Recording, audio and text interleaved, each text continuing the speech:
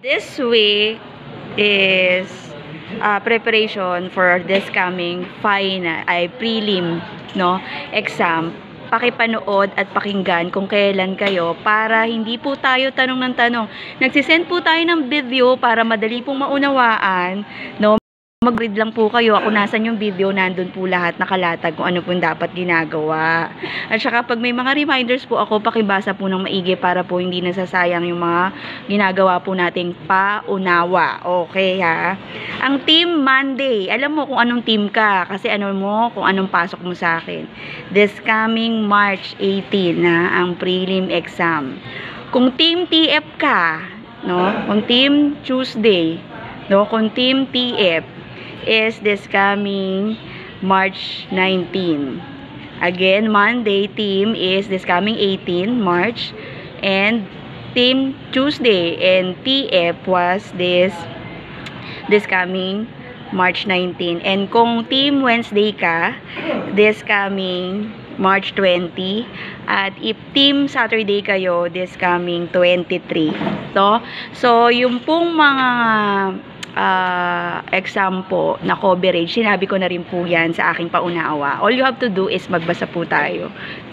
Para yung organisadong klasiko ay hindi po naabala dahil meron po kayong matalinong pag-unawa. At lahat po ng mga sinasabi ko ay by discipline at talaga namang organized, Kasi ako ay hindi kailanman nahuhuli sa pag-compute at pag-posting niyan dahil ayoko po ng abala. Ngayon po, kung meron po kayong mga pasabi, kung ano man po yung mga MMK entry po natin, tuloy po ang exam ko.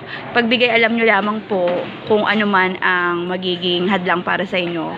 Para alam ko kung kayo po ay pagbibigyan, kung reasonable naman po yan, ay bakit hindi. Nagdo-note po tayo ng mga estudyanteng laging wala sa klase natin at may mga paalam. Para po walang question, bakit gato, bakit ganyan. Ako po ay pikon sa mga ganyang klase ng tao na yung pong kanilang kakulangan ay hindi nila alam, 'di ba? Nakakaya po 'yan sa mga kaklase nating hindi po nagiging abala sa atin. At yung mga hindi nagiging abala sa subject ko, mararamdaman mo po 'yan pag kayo po ay kumuha na po ng grade nyo or makita nyo po. Kasi ako po ay talaga very hands-on. Yun lamang po.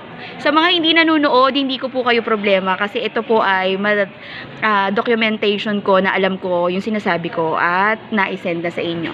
It's your obligation, ha? Thank you so much.